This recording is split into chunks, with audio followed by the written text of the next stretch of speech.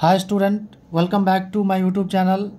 बच्चों, ये जो मैग्नेटिक प्रॉपर्टीज ऑफ मैटर है, इसका 2 लेक्चर मैं पहले अपलोड कर चुका हूँ। आप लोग वो दोनों लेक्चर अच्छे से देखिए। और आज जो हम लोग आज के इस लेक्चर में मैग्नेटिक प्रॉपर्टीज ऑफ मैटर का ही हम लोग अगला सेक्शन डिस्कशन करेंगे।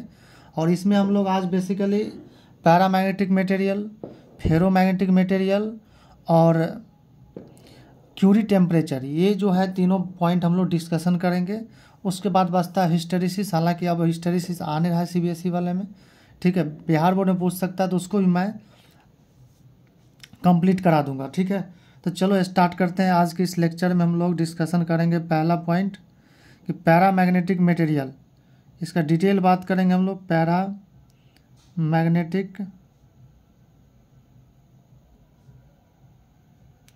मटेरियल, ठीक है। तो देखो, ये जो पैरामैग्नेटिक मटेरियल है बच्चों, अगर इसके बारे में बात करें तो हम लोग के पास मान लो एक कोई मैग्नेटिक मटेरियल है, ठीक है। तो ये जो मैग्नेटिक मटेरियल है, तो इसके अंदर जो डायपोल्स है, जो मैग्नेटिक डायपोल्स है, ये पहले से अरेंज्ड होता है, मतलब पहले से होता है। लेकिन ये जो है रेंडमली अरेंज होगा। जैसे देखो, मान लो इसके अंदर जो डायपोल्स है, ठीक है, इसके अंदर जो है magnetic dipoles,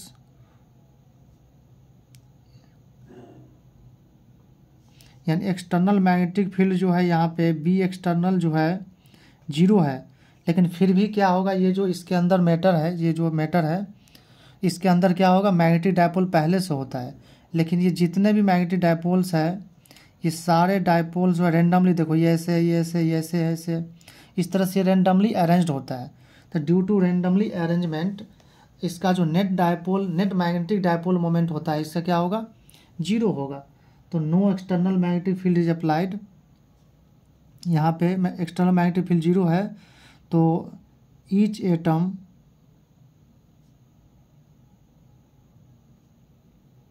has magnetic dipole moment,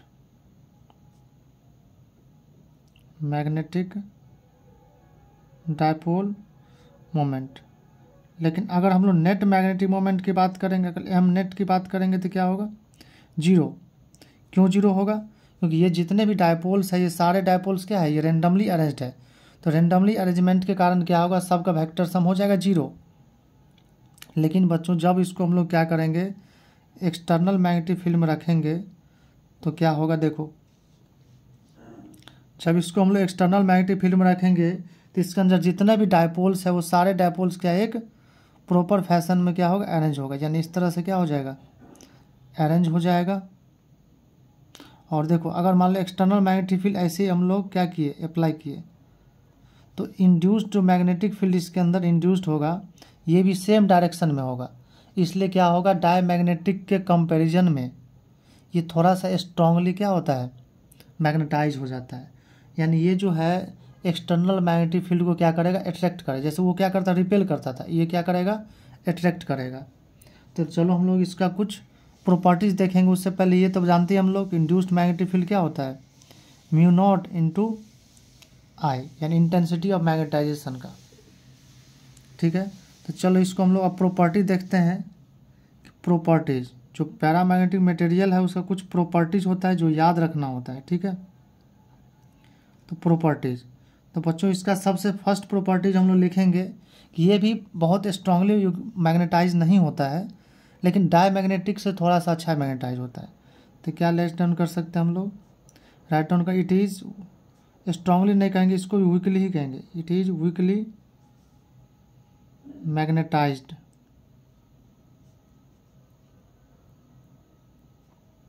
ये क्या होगा, वीकली मैग्नेटाइज्ड होगा। अगर दूसरा प्रॉपर्टी की बात करें तो ये क्या है कि ये जो मटेरियल है, ये जो मैटर है, पैरामैग्नेटिक मटेरियल, ये मैग्नेटिक फील्ड को क्या करता है, एक्सटर्नल मैग्नेटिक फील्ड को अट्रैक्ट करता है। तो मटेरियल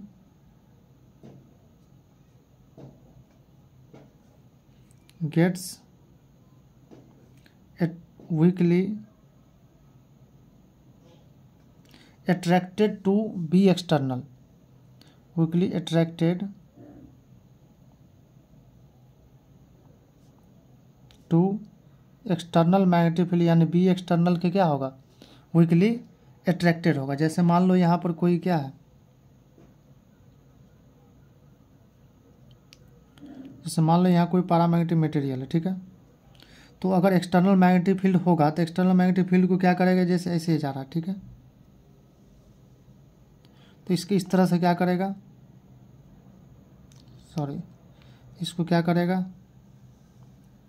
इस तरह से एक्सट्रैक्ट कर लेगा, ठीक है।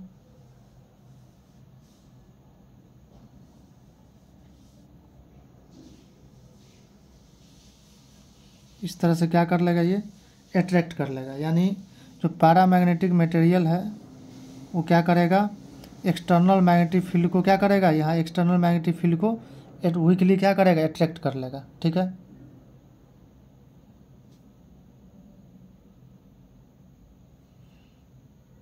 चलो इसके बाद हम लोग देखेंगे नेक्स्ट प्रॉपर्टी क्या है कि अगर इसका हम लोग मैग्नेटिक ससेप्टिबिलिटी निकालें, मैग्नेटिक ससेप्टिबिलिटी, तो इसके लिए क्या करना पड़ेगा हम लोगों को, जो रिलेटिव मैग्नेटिक परमिएबिलिटी होता है म्यू आर, ये होता है 1 प्लस काय, काय मीन्स मैग्नेटिक ससेप्टिबिलिटी, ठीक है।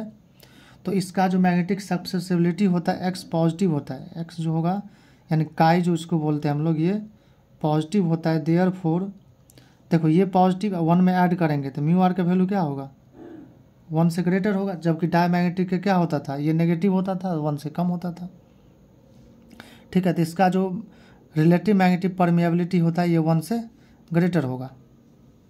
अगर इसका एग्जाम्पल देखेंगे हम लोग तो कौन कौन है, तो एग्जाम्पल अगर बात करें कि कौन मटेरियल जो क्या है आपका पैरामैग्नेटिक है, तो एल्युमिनियम हो गया, लिथियम हो गया, मैग्नीशियम हो गया, ये सब क्या है, ये सब जो मटेरियल है ये क्या है, पैरामैग्नेटिक मटेरियल है। तो ये सभी पॉइंट क्या करना हम लोग को याद रखना है कि पैरामैग्नेटिक मटेरियल में क्या होगा, पहले से क्या होता है, मैग्नेटिक डायपोल्स होता है, और लेकिन रैंडम अरेंजमेंट के कारण क्या होगा, नेट डायपोल मोमेंट 0 होगा। जैसे एक्सटर्नल रखेंगे सेम तरफ इंड्यूस्ड होगा, देखो सेम तरफ आ रहा है, एक्सटर्नल इधर है, इंड्यूस्ड भी उधर होगा। और ये सब प्रॉपर्टी है, वीकली मैग्नेटाइज होगा, मटेरियल गेट्स वीकली अट्रैक्टेड होगा, ठीक है। और इसका रिलेटिव परमिटिविटी और काय पॉजिटिव होगा, याद रखना है, ठीक है। चलो इसके बाद जो हम लोग इम्पॉर्टेंट पॉइंट डिस्कशन करेंगे, यह नेक्स्ट मटेरियल जो है आपका फेरोमैग्नेटिक मटेरियल, फेरो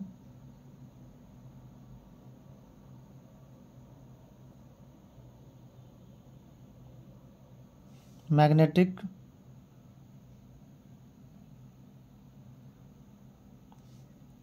मटेरियल। तो बच्चों ये जो फेरोमैग्नेटिक मटेरियल है, देखो इसका समझो, तो इसके अंदर मान लो कोई एक हम लोग मटेरियल लिए और ये फेरोमैग्नेटिक मटेरियल है।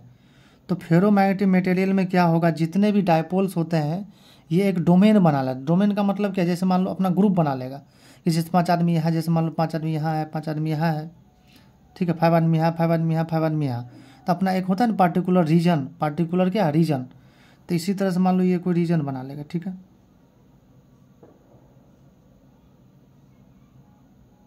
देखो इस तरह से क्या करेगा, जैसे यहाँ पर क्या है, इस तरह से कोई रीजन बना लिया, और इसमें क्या होता है कि जितने भी डायपोल्स है एक डोमेन में एक ही तरफ होगा, ठीक है। देखो जैसे इसमें ऐसे है, इसमें मान लो ऐसे है, तो सारा क्या होगा, इस तरह से होगा। तो अलग अलग अपना अपना क्या है रीजन बना लिया, तो इसी को हम लोग डोमेन बोलते हैं। तो इसमें जो डायपोल्स होता है पहले से होता है in absence of magnetic field, कोई एक्सटर्नल मैग्नेटिक फील्ड नहीं है, बी एक्सटर्नल क्या है यहाँ 0 है, लेकिन फिर भी इसके अंदर डायपोल्स होते हैं। और डायपोल्स कैसे अरेंज होता है, एक डोमेन में अरेंज होता है, ठीक है। डायपोल्स जो है ये एरो से डायपोल को दिखा रहे हैं हम लोग,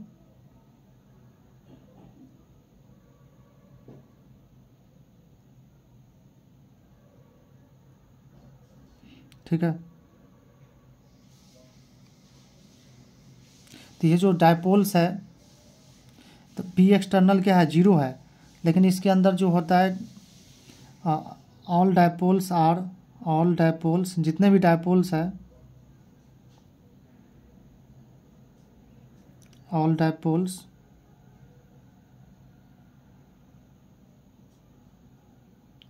are arranged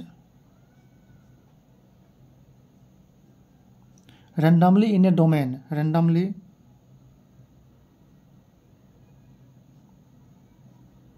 in a domain, domain मतलब पार्टिकुलर रीजन में क्या है, सब अरेंज है रेंडमली जैसे था, ठीक है। तो डोमेन में अरेंज होगा, ठीक है। और सो नेट डायपोल मोमेंट अगर बात करोगे तो क्या होगा, नेट डायपोल मोमेंट अभी भी जीरो है रेंडमली अरेंजमेंट के कारण। लेकिन जैसे क्या करेंगे हम लोग, इसको एक्सटर्नल मैग्नेटिक फील्ड में रखेंगे, तो जैसे एक्सटर्नल मैग्नेटिक फील्ड में रखेंगे देखो क्या होने वाला है।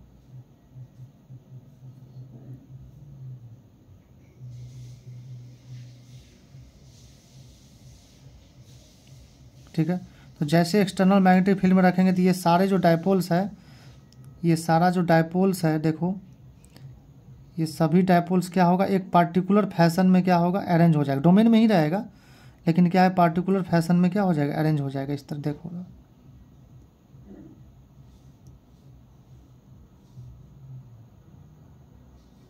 ठीक है, तो ये जितने भी डायपोल्स है, ये सारा डायपोल क्या होगा, एक पार्टिकुलर फैशन में क्या होगा, जैसे इधर अरेंज है तो सब क्या है उधर ही अरेंज हो जाएगा। सभी डोमेन का जो डायपोल्स है ये सेम तरफ अरेंज हो जाएगा। उधर क्यों, मतलब बी एक्सटर्नल क्या है, आप लोग उधर लगाए हैं, ठीक है।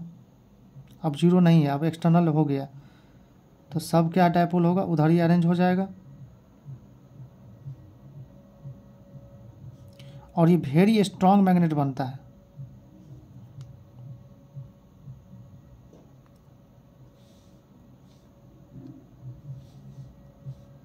ये जो मैग्नेट है ये देखो इस तरह से क्या हो जाए, जितने डायपोल्स है सब सेम तरफ क्या हो गया, अरेंज हो गया। और ये व्हेन देखो, when external magnetic field is applied, magnetic field is applied, जब एक्सटर्नल मैग्नेटिक फील्ड अप्लाई करेंगे हम लोग तो all dipoles are magnetic dipoles, but electric dipoles नहीं याद रखना, all dipoles are arranged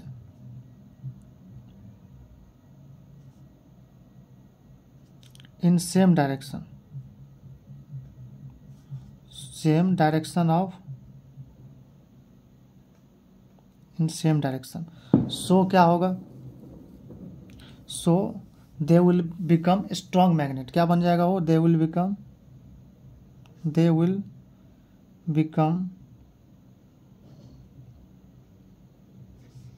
very strong magnet, very strong magnet. ये जो है ये क्या बन जाएगा, वेरी स्ट्रॉन्ग मैग्नेट बन जाएगा। ठीक है, तो याद रखना कि फेरोमैग्नेटिक मटेरियल में क्या होता है कि जितने भी डायपोल्स है ये सभी एक डोमेन में अरेंज होता है। जैसे एक्सटर्नल मैग्नेटिक फील्ड लगाएंगे ये सब क्या है, एक तरफ अरेंज हो जाएगा, जिससे ये स्ट्रॉन्ग मैग्नेट बन जाएगा। ठीक है, चलो तो अगर बात करें हम लोग इसमें नेट मैग्नेटिक फील्ड का, तो इसमें नेट मैग्नेटिक फील्ड क्या हो जाएगा कि बी नेट जो होगा ये देखो, external magnetic field plus induced magnetic field, ये हो जाएगा। ठीक है, और अगर मान लो इंड्यूस्ड मैग्नेटिक फील्ड की बात करें तो ये क्या होगा, ये बहुत बहुत ज़्यादा होता है फॉर एच, फॉर दिस, यानी एच के लिए क्या होगा, जो इंड्यूस्ड मैग्नेटिक फील्ड का वैल्यू बहुत ज़्यादा होगा और सेम डायरेक्शन में हो जाएगा। पैरामैग्नेटिक में सेम तरफ होता है लेकिन इंड्यूस्ड मैग्नेटिक फील्ड का वैल्यू कम होता है, एच सेम लगाओगे तो इसमें ज़्यादा हो जाएगा। ठीक है, तो इस तरह से याद रख सकते हो। और यहाँ पर अगर मान लो काय की बात करें तो काय क्या होगा, काय जो होगा ये पॉजिटिव ही होगा।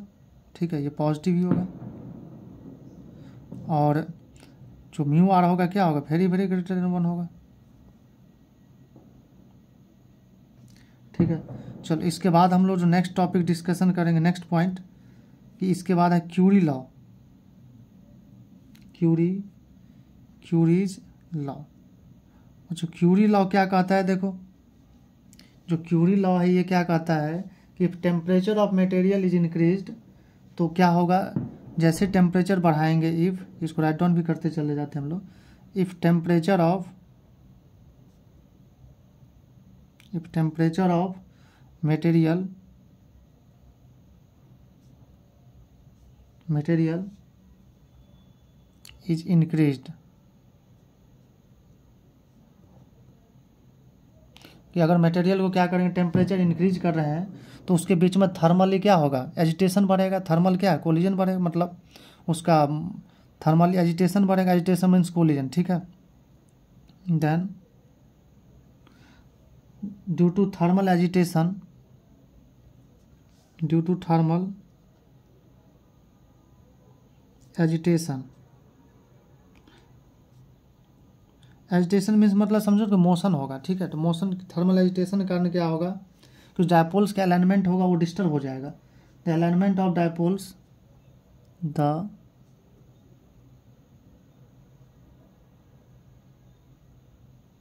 alignment of dipoles, alignment of dipoles get disturbed, get disturbed and overall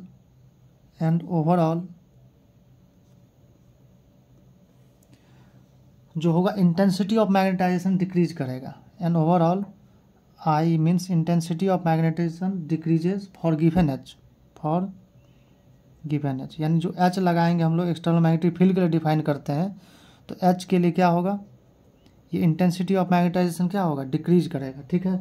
तो जब इंटेंसिटी ऑफ मैग्नेटाइजेशन डिक्रीज करेगा, सिंस अगर इंटेंसिटी ऑफ मैग्नेटाइजेशन डिक्रीज करेगा तो यहाँ से मतलब ये हुआ कि जो आपका काय है यानी मैग्नेटिक ससेसिबिलिटी है वो भी डिक्रीज करेगा, ठीक है।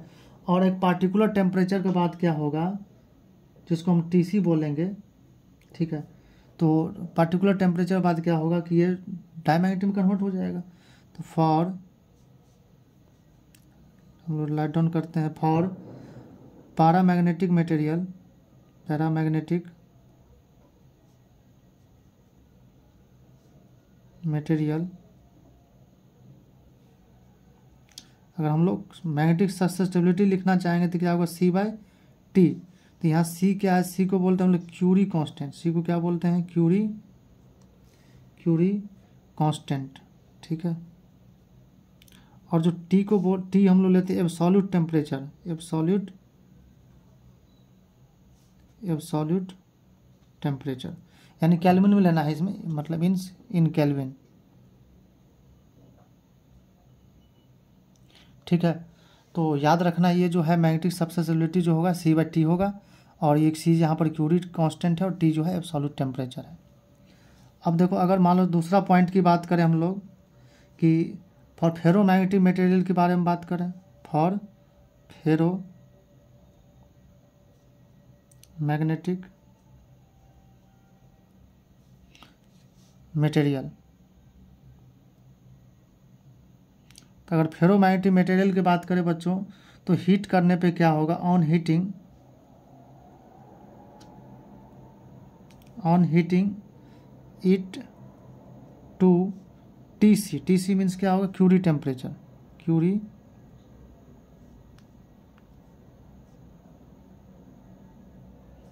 टेम्परेचर, कि क्यूरी टेम्परेचर तक हीट करने पे क्या होगा, it changes to paramagnetic material, ये किस में कन्वर्ट हो जाएगा, it changes to paramagnetic material, paramagnetic material, यानी एक पार्टिकुलर टेम्परेचर के बाद क्या होगा, क्यूरी टेम्परेचर के बाद वो किस में कन्वर्ट हो जाएगा, पैरामैग्नेटिक मटेरियल में। अगर फर्दर हम क्या करते हैं, टेम्परेचर इंक्रीज करते हैं, इफ़ या ऑन फर्दर, अगर कन्वर्ट होने के बाद भी हम क्या कर रहे हैं, उसको हीट कर ही रहे हैं, on further increase of temperature, on further increase of temperature, और फर्दर टेम्परेचर इंक्रीज करेंगे टू टेम्परेचर टी, तो जो काय है ये काय क्या होगा, C dash by T minus T C, जहाँ पे बच्चों टी सी क्या है, यहाँ पे ये है क्यूरी टेम्परेचर,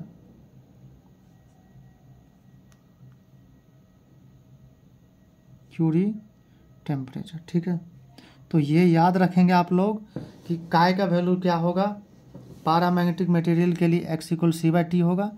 और अगर मान लो कि इसको फेरोमैग्नेटिक मटेरियल क्या करेंगे, हम लोग हीट कर रहे हैं, टेम्परेचर बढ़ा रहे हैं, तो एक पार्टिकुलर टेम्परेचर के बाद क्या होगा, क्यूरी टेम्परेचर से बढ़ाने के बाद क्या होगा, ये पैरामैग्नेटिक मटेरियल में कन्वर्ट हो जाएगा। अगर फर्दर उसको हम लोग और इंक्रीज कर रहे हैं तो क्या होगा, जो काय हो जाएगा ये क्या हो जाएगा, C-T - TC, और TC यहाँ पर क्यूरी टेम्परेचर है। ठीक है, तो इस तरह से हम लोग ये याद रखना। अगर आपको PDF चाहिए तो आप PDF कमेंट कर सकते हैं, PDF आपको मिल जाएगा। ठीक है, तो चलो अगला लेक्चर में हम लोग मैग्नेटिक हिस्टेरिसिस और हिस्टेरिसिस का ये सब पढ़ेंगे, लेकिन इतना नीड है ये सब आप लोग अच्छे से प्रिपेयर कर लीजिए। और दूसरे टॉपिक के साथ हम लोग नेक्स्ट लेक्चर में मिलते हैं।